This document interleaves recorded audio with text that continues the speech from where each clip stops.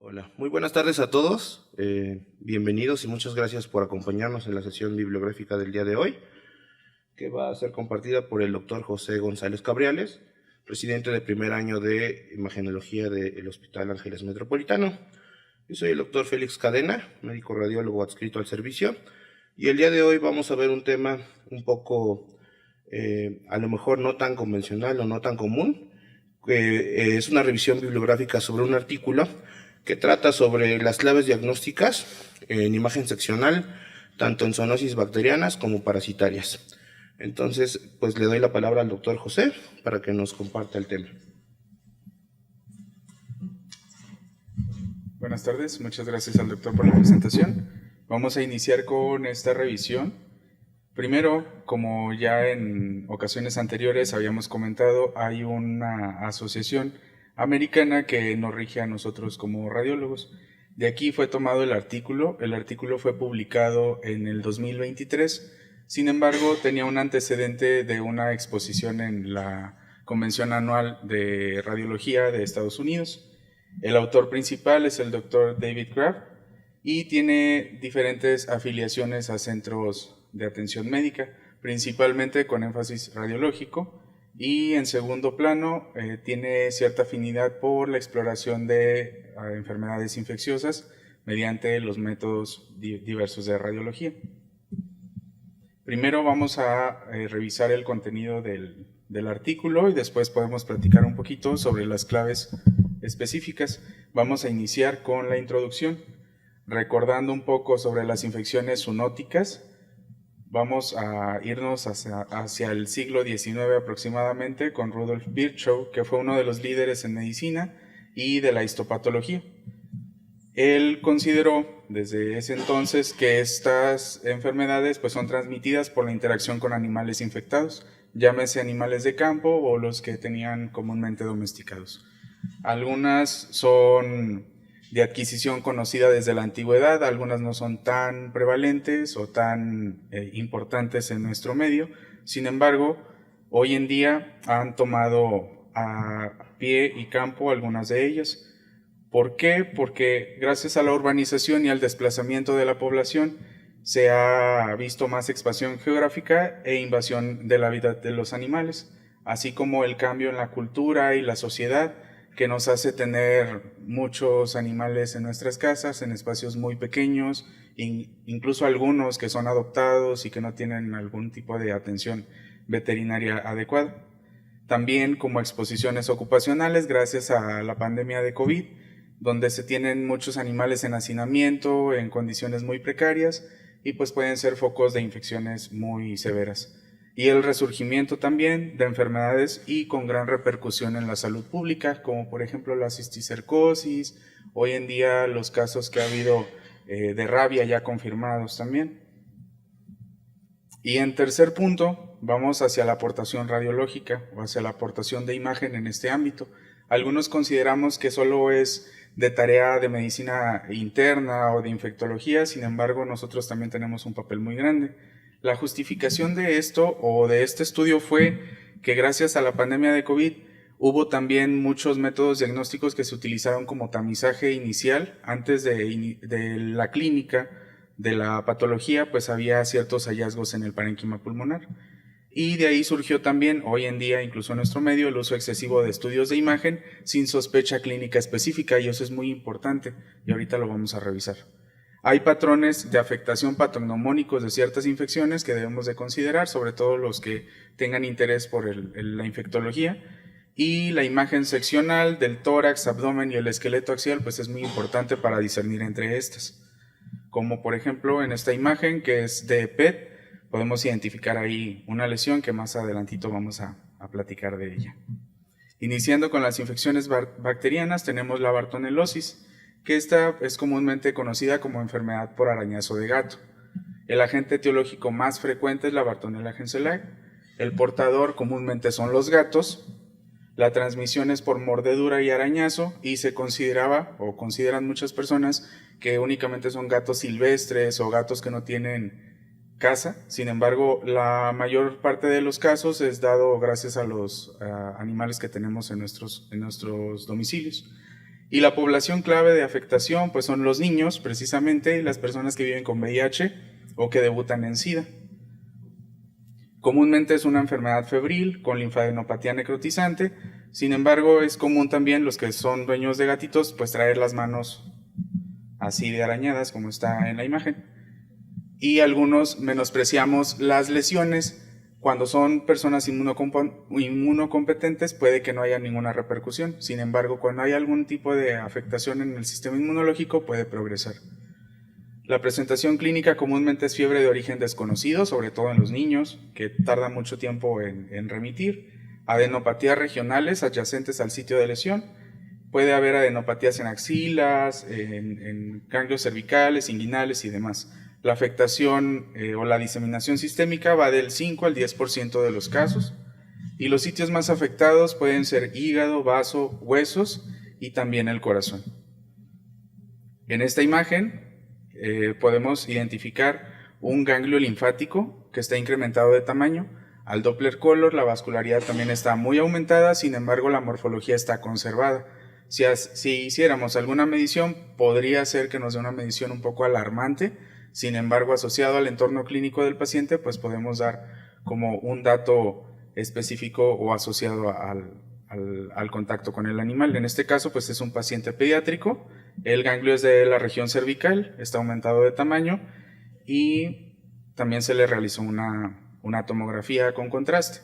Aquí podemos identificar un conglomerado ganglionar en la zona axilar. Lo hemos visto mucho, llegan pacientes, ni siquiera le hacemos una anamnesis adecuada y ya queremos explorarlo por infinidad de neoplasias. Sin embargo, no nos vamos a lo básico, a preguntar qué contacto tiene y los antecedentes que tienen en su casa o incluso las interacciones con otros sitios gracias al turismo, ¿verdad? Esta es un corte coronal en fase contrastada. Identificamos el conglomerado ganglionar que está en las puntas de flecha, identificándolo también. Tiene los centros hipodensos y solamente realza la periferia. Si vemos esa lesión sola, aislada, pues sí nos puede llamar mucho la atención, sobre todo en pacientes pediátricos. Otro de los órganos más afectados es el hígado. Podemos identificar zonas hipodensas dispersas en el hígado, pueden ir desde 0.3 hasta 1 centímetro. Bordes pueden ser regulares o irregulares, que estas lesiones por sí solas pueden llegar incluso a sospecharse como metástasis.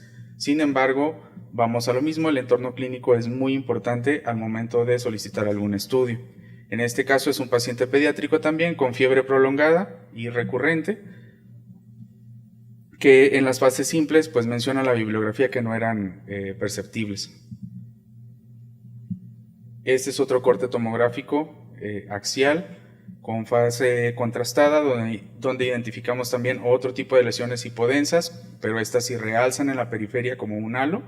Son diversas, pueden estar completamente dispersas, sin asociación a otro cuadro clínico. Aquí lo que agregamos es que también hay afectación del vaso.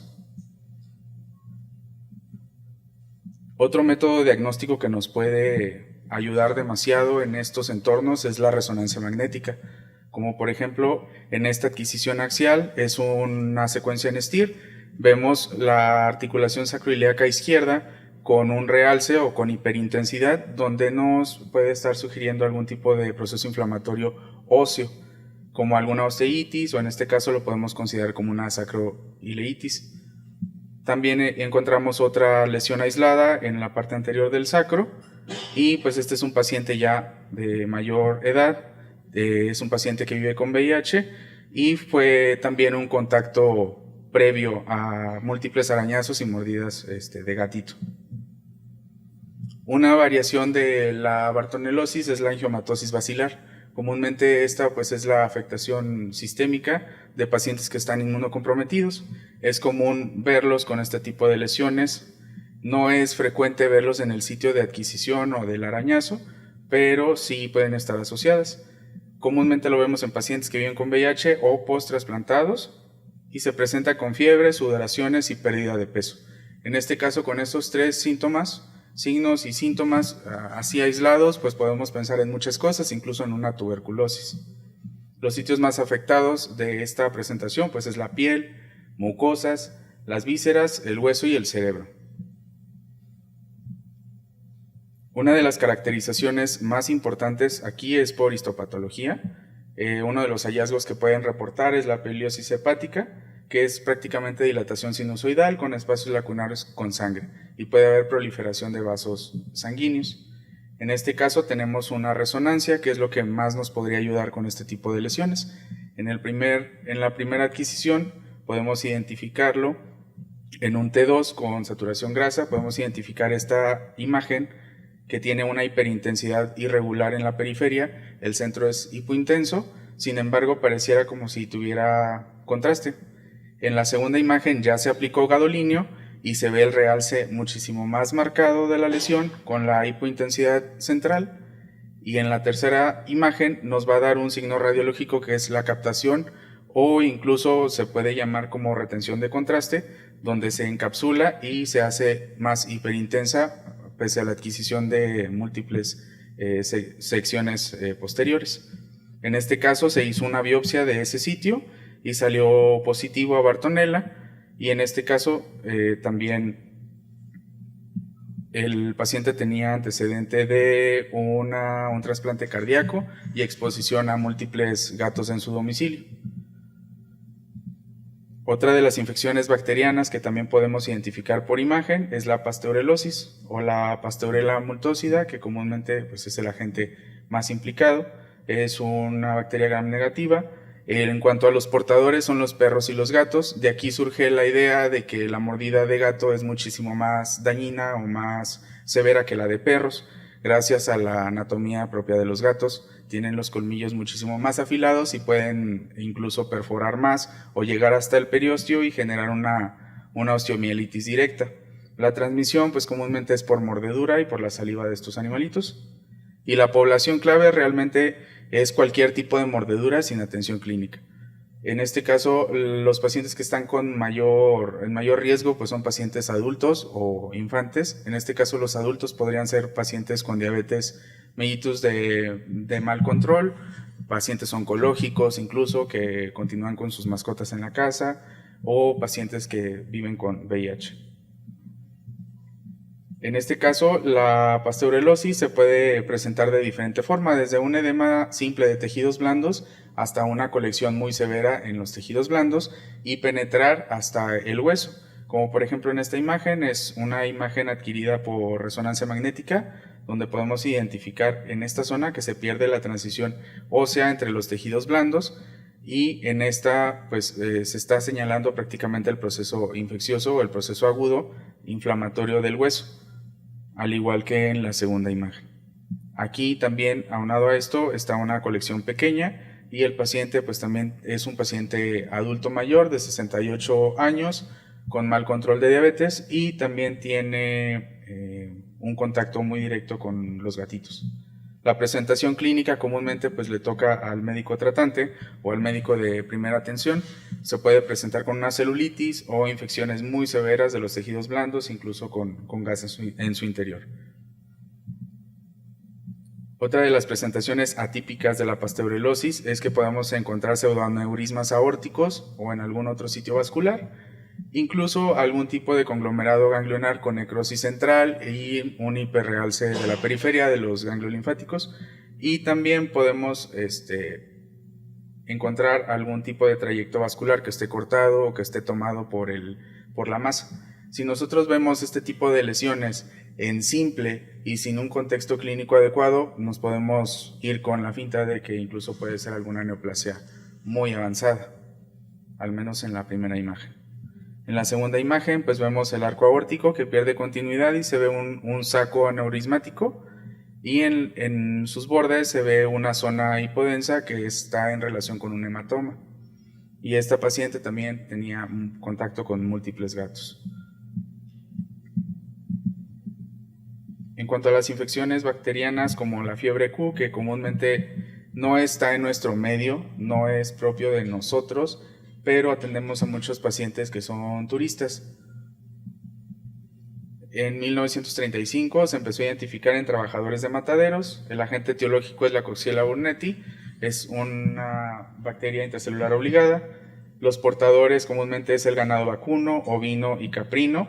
Por eso es importante en la historia clínica a veces preguntar si tienen contacto con animales de granja, qué tipo de animales, si tienen en su casa muchos animalitos y de dónde los obtuvieron. Y la transmisión pues comúnmente es por inhalación de excretas, mordedura de la garrapata o los lácteos no pasteurizados, que esa es una de las vías de transmisión muchísimo más frecuentes en nuestro medio, sobre todo cuando hay turistas que van a zonas del interior de la República y consumen diferentes tipos de alimentos artesanales. La población clave, trabajadores o ganaderos, incluso los veterinarios, no dejando a un lado los turistas. Puede presentarse con un patrón neumónico atípico. Podemos identificar como en este corte tomográfico con ventana pulmonar múltiples zonas de realce en vidrio despulido y también engrosamiento interlobulillar. Esto sin un contexto clínico, pues vamos a lo mismo, puede ser muchas cosas, puede ser una etiología muy amplia. Se puede presentar con fiebre, cefalea o neumonía. Puede haber hepatitis granulomatosa, pericarditis, miocarditis y meningoencefalitis. Incluso también puede haber colecciones perivasculares en sitios de implantación de algún tipo de prótesis. Los sitios más afectados es la columna vertebral lumbar. Puede haber abscesos de psoas, que incluso pues sabemos que hemos tenido varios pacientes con abscesos de psoas, infecciones vasculares e incluso nos puede generar alguna sepsis.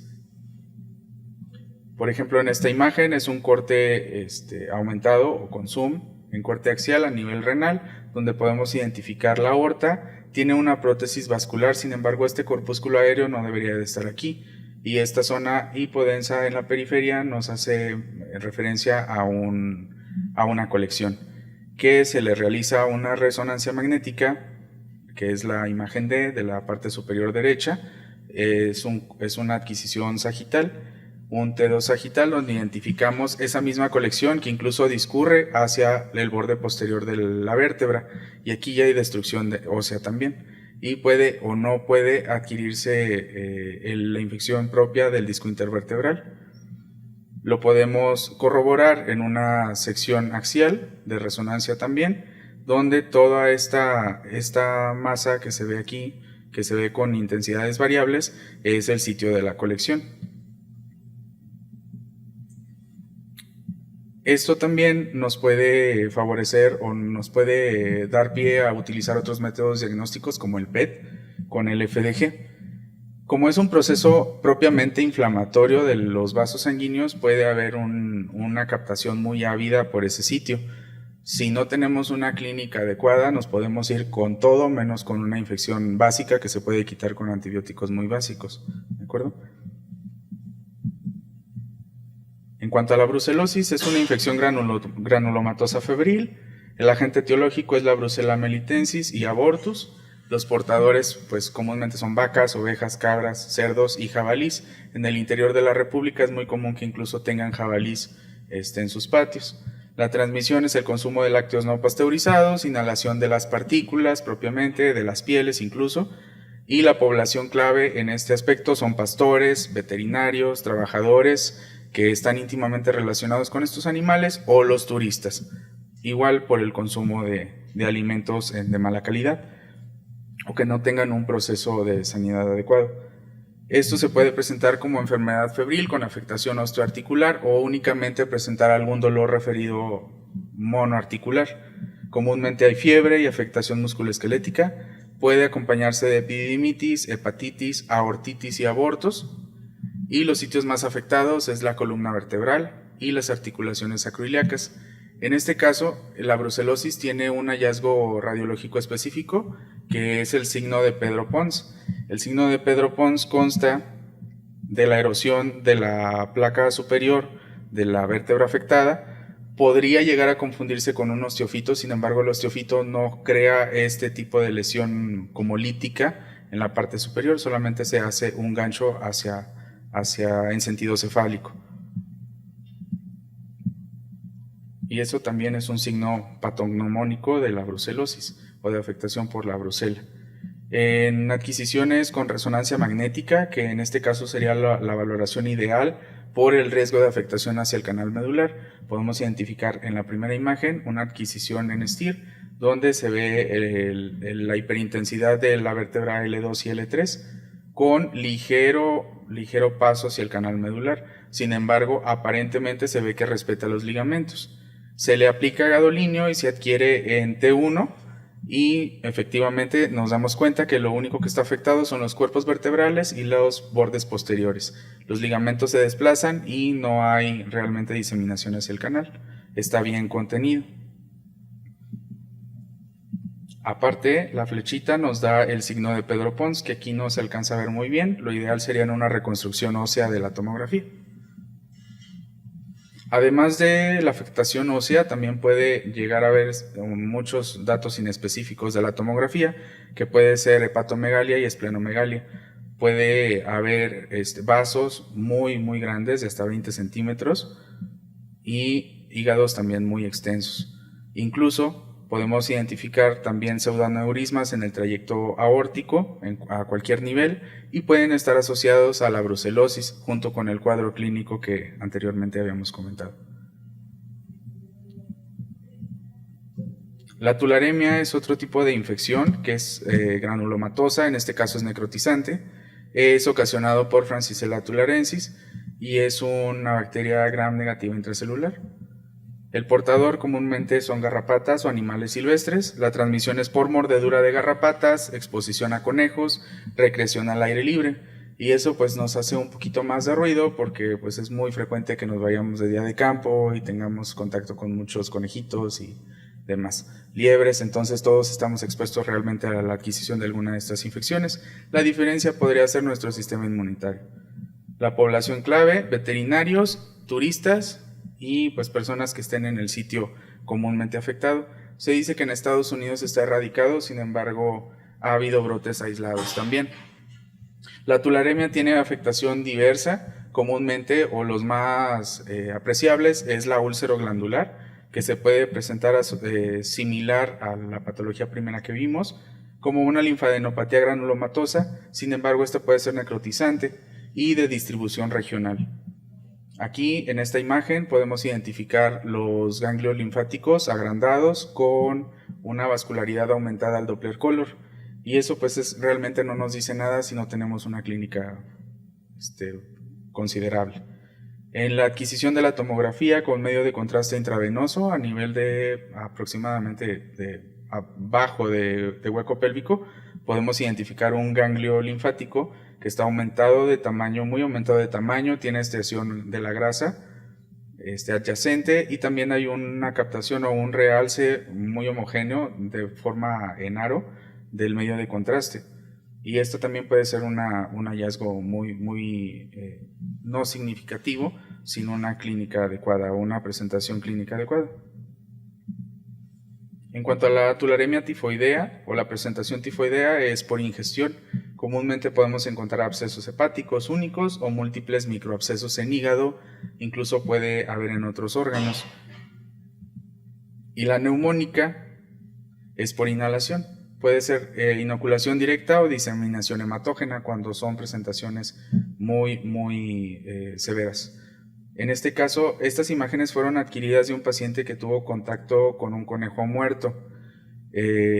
Aparentemente se decía en la revisión que estaba cortando el césped, agarró el conejo y pues se diseminó pues todo el material, ¿verdad? Tuvo contacto muy estrecho con esto y posterior a eso, después de días, presentó fiebre, mialgias, artralgias, fue al hospital y se encontraron este tipo de lesiones que nos podrían dar algún dato como una neumonía simple, podría ser. Sin embargo, hay ganglios linfáticos que están aislados en los cortes tomográficos. Incluso también podemos encontrar en los niveles ganglionarios del mediastino algunos que están un poco agrandados. Pueden ser uni o bilaterales, en la presentación neumónica puede estar muy dispersa. Y en cuanto a la leptospirosis, pues tiene una distribución realmente global. Son causados por espiroquetas. Los portadores pueden ser diversos animales, desde cerdos, vacas, caballos, perros, ovejas, ratones, mapaches y murciélagos. Comúnmente está asociado a el contacto con ratones y murciélagos. La transmisión comúnmente es por inhalación y la población clave pues son carniceros, ganaderos, veterinarios, las actividades laborales con este tipo de animales y también los damnificados por inundaciones, porque se menciona que las inundaciones pues pueden crear la diseminación de este tipo de bacterias gracias a que se tienen los drenajes y las aguas negras. La leptospirosis tiene una presentación muy característica que nos puede dar hemorragia alveolar difusa, como en este corte tomográfico en axial con ventana de parénquima pulmonar. Todas esas zonas que se ven blanquecinas para que las identifiquen en el parénquima, esas son indicativas de hemorragia alveolar difusa. Hay una afectación completamente del parénquima pulmonar. Puede ser una afectación subclínica con fiebre y cefalea. Puede presentarse la enfermedad de Weil, que es la presentación más severa, con ictericia, insuficiencia renal y hemorragia, y afectación pulmonar únicamente con la afectación alveolar difusa y sintomatología respiratoria. Cabe mencionar que en este tipo de padecimientos, como es por espiroquetas, hay una reacción que se presenta al momento de iniciar el tratamiento antibiótico, así como con otras infecciones, y puede haber deterioro imagenológico de los hallazgos. Comúnmente agarramos de rutina tomografías diarias o radiografías diarias, y si iniciamos tratamiento con antibiótico puede que al otro día se vea peor, el tercer día peor, y después vaya habiendo alguna resolución paulatina, y eso es completamente normal por la reacción inmunitaria. ¿Alguien recuerda cómo se llama la reacción? De la lisis por espiroquetas. Sí. Y en cuanto a las infecciones parasitarias, una de las más frecuentes es la equinococosis o la enfermedad hidatídica. La radiología realmente es fundamental, data desde hace muchos años imágenes asociadas a los quistes hidatídicos para el diagnóstico. El agente etiológico comúnmente es el Echinococcus o las tenias, es endémica en América, en Centroamérica y en Sudamérica. Los portadores comúnmente son perros y gatos, la transmisión son las ingestas de los huevecillos, y nuestra población clave son los habitantes del continente americano. Prácticamente todos podemos ser susceptibles a la adquisición de esta, y también los turistas, dependiendo de dónde sea su origen, ¿verdad? En este caso, pues el ciclo del Echinococcus es muy diverso, sin embargo, puede ser un círculo vicioso si tenemos contacto muy íntimo con este agente. Comúnmente viene de los perritos y del ganado ovino. En este caso puede haber afectación cerebral, pulmonar, en corazón, y los quistes pues idealmente no deberían de reventarse ni de manipularse.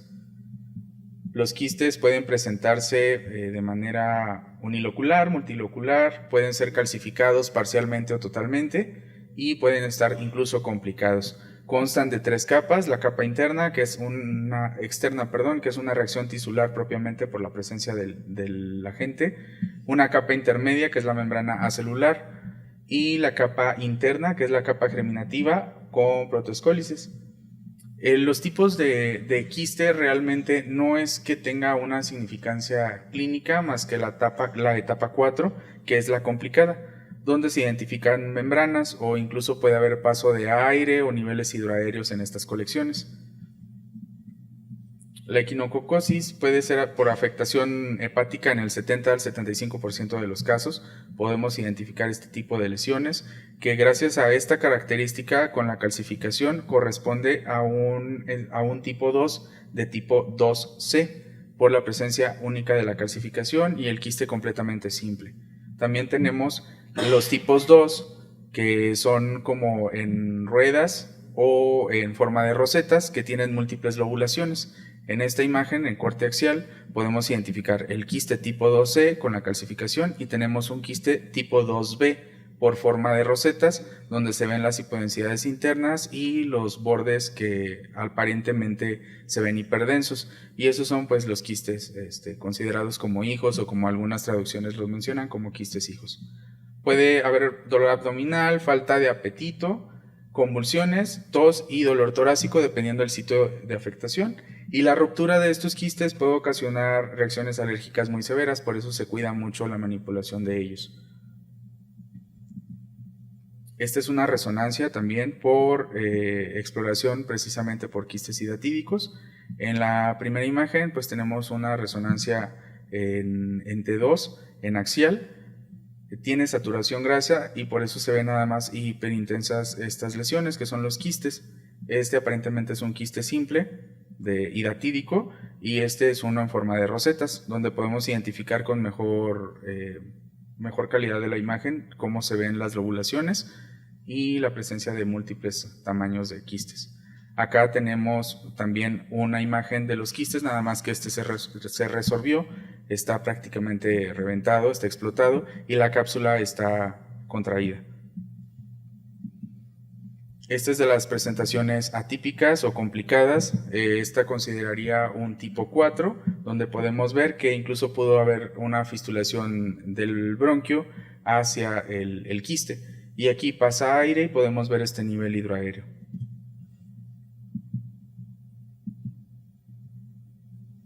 En cuanto a la paragonimiasis, es una enfermedad endémica de Asia. Aquí podemos considerar mucho a nuestra población turista. Comúnmente es por la ingesta de caracoles, crustáceos y mamíferos, la ingesta de carnes poco cocidas o nada cocidas, que es común también en estos países. Como les comento, la población clave pues, son turistas, cuando tengan actividades recreativas y consumo de alcohol. El consumo de alcohol pues, está asociado también a la poca atención que se hace al momento de adquirir algún tipo de comida de este tipo. El ciclo de la vida del Paragonimus es muy extenso también. Sin embargo, este puede vivir en el agua, lo podemos adquirir tanto del consumo de estos mariscos o incluso del tomar agua o de tener algún tipo de accidente en el sitio donde esté en el entorno de estos parásitos. Los hallazgos específicos por tomografía que podemos identificar nosotros son trayectos del recorrido de la larva, y eso es muy, muy específico también, como en este corte axial de tomografía adquirida de abdomen, podemos identificar todo el trayecto que se ve hiperdenso con leve estriación de la grasa alrededor de la lesión que deja la larva. También podemos encontrarlo incluso propiamente en el parénquima pulmonar. Puede haber lesiones en vidrio deslustrado o incluso la larva alojada en algún sitio en específico. Este tipo de lesiones tiene mucha avidez por el FDG, que también comúnmente pues, sobresaturamos ese tipo de solicitudes o de estudios que nos puede ocasionar algún falso positivo. La dirofilariasis puede ocasionar hipertensión pulmonar e insuficiencia cardíaca congestiva. Y este es uno de los puntos más asociados a las personas que, por ejemplo, recogen perros o que tienen algún tipo de refugio. Estos son ocasionados por los nematodos filariales, y en este caso la dirofilaria puede ser presente por mosquitos, perros o mosquitos humanos. Comúnmente lo transmiten ellos, el piquete de mosquito. Y en una población clave pues no la tenemos muy especificada, sin embargo pues todos podemos estar expuestos a ello. Puede haber cuadros agudos de TEP y nódulos solitarios en los pulmones. Estos nódulos comúnmente pues no tienen un seguimiento en específico, se calcifican, reducen de tamaño y es común que incluso encontremos nódulos solitarios. En este caso el mosquito adquiere la infección al momento de picar perros o gatos, y también ir con nosotros los humanos a depositar este tipo de parásitos. Y comúnmente los sitios afectados son pulmonares o en las arterias principales de los grandes vasos, mejor dicho. Podemos encontrar los nódulos solitarios, incluso restos de gusanos o algún nódulo que esté presente ahí calcificado. En nuestro servicio pues es muy frecuente encontrarlos. Sin embargo, pues no sabríamos discernir si es por algún tipo de dirofilaria o por algún otro agente. La larva migratoria o el gusano redondo, yo sé que a lo mejor a algunos ya les tocó algún caso porque también es muy frecuente. Esta es muy prevenible mediante la desparasitación rutinaria de nuestras mascotas. El agente etiológico es la toxocara, tanto canis y gatis. El portador común es el perro, gatos, incluso cerdos. Esto se da gracias a la ingestión de los huevecillos, y la población clave pues es todas las personas que estén en contacto con animales no desparasitados. El ciclo también es muy amplio, sin embargo se puede adquirir o puede ser adquirido por los humanos en diferentes estadios. No es muy frecuente que íntimamente tengan que estar en contacto con el animal que no esté desparasitado. La afectación de esta enfermedad comúnmente es en pulmón, en corazones, ojos y en sistema nervioso central. Podemos identificar tanto por ultrasonido algún tipo de trayecto o alguna zona hipoecoica difusa o que esté realmente aislada, y corroborada mediante la tomografía con contraste podemos identificar esas mismas lesiones que son hipodensas. Puede haber edema periportal, incluso puede haber otras lesiones que no se vean en fases simples, únicamente con la administración del medio de contraste. En cuanto a las conclusiones, pues las infecciones zoonóticas, bacterianas y parasitarias plantean desafíos para médicos y radiólogos debido a las variadas manifestaciones clínicas y la rareza de estas entidades. En conclusión personal, la sospecha clínica con antecedentes y sintomatología actual es muy importante, y sobre todo la correlación o esa interacción entre el médico radiólogo con los médicos tratantes, al menos colocar la sospecha clínica o el diagnóstico clínico de estos para nosotros podernos orientar hacia qué buscar. Como vieron, la presentación es muy amplia y pues no es magia. Si bien sí se puede revisar muchas situaciones, no son los estudios indicados de primera instancia en algunas patologías. El apoyo diagnóstico dirigido también es válido. Comentar algún paciente turista que incluso ni habla español, viene de tal lugar, comió tal cosa y pues está presentando esto, como por ejemplo en la brucelosis, que llegan comúnmente con dolor articular muy difuso, que llegan con fiebre. Se les puede preguntar antecedentes, si comió leche, quesos y demás, que también es muy frecuente y el artículo lo menciona, y tiene afectación de la columna lumbar, y eso idealmente se valora con resonancia magnética. Y por último punto, que también fue una de las cuestiones personales por la que elegí el artículo, es que las mascotas pues requieren mucho cariño, atención y sobre todo dinero, no solo post en redes sociales. Entonces sí es una amplia responsabilidad de estar desparasitando, tanto de responsabilidad personal como responsabilidad social. Y eso sería todo. No sé si alguien tenga algún comentario o alguna pregunta.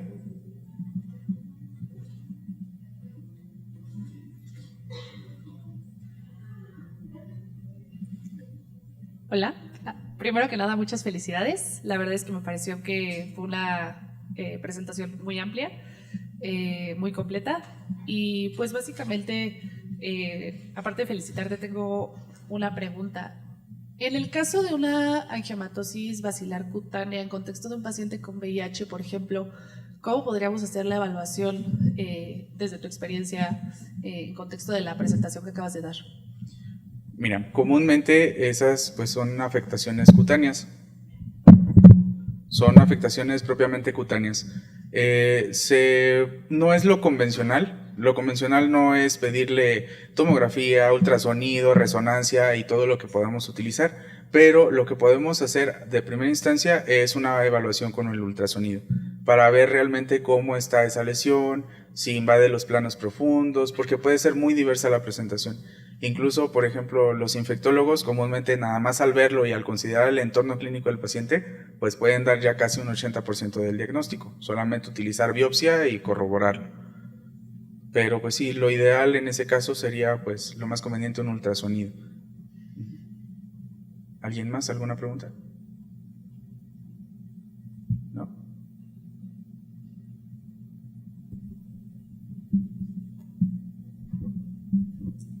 Hola, buenas tardes. Desde la perspectiva de medicina interna, por lo general en contextos de infecciones transmitidas por vector o por zoonosis, iniciamos tratamiento empírico. Y no de forma inicial, no solicitamos estudios de gabinete, como los que has estado presentando. Por lo general, cuando lo hacemos es cuando la evolución clínica es desfavorable, sí, ¿no? Buscando ya de forma individualizada, dependiendo qué y cómo. Desde la perspectiva de imagen, ¿bajo qué situación o con qué punto clave ustedes sugerirían que utilizáramos o implementáramos estas pruebas diagnósticas? Gracias. Hola, doctor. Muchas gracias por tu pregunta. Como bien mencionó el doctor José, en este caso sería considerar todo el contexto del paciente.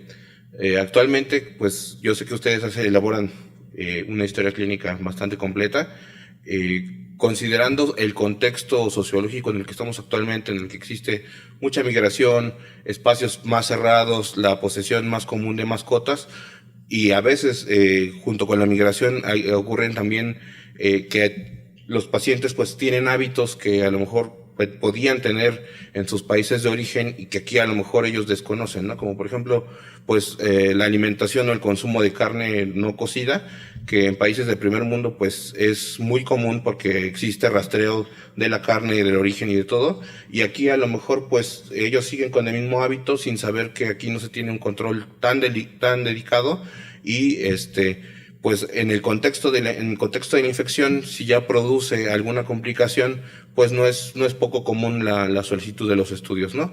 En los antecedentes, por ejemplo, en el paciente con VIH, sí es preferible siempre que se enfrente a un proceso infeccioso, solicitar, como dice el compañero, por lo menos un ultrasonido de hígado y vías biliares, ¿no? Porque es muy común que presente cambios o infecciones que estén adyacentes a la misma, ¿no?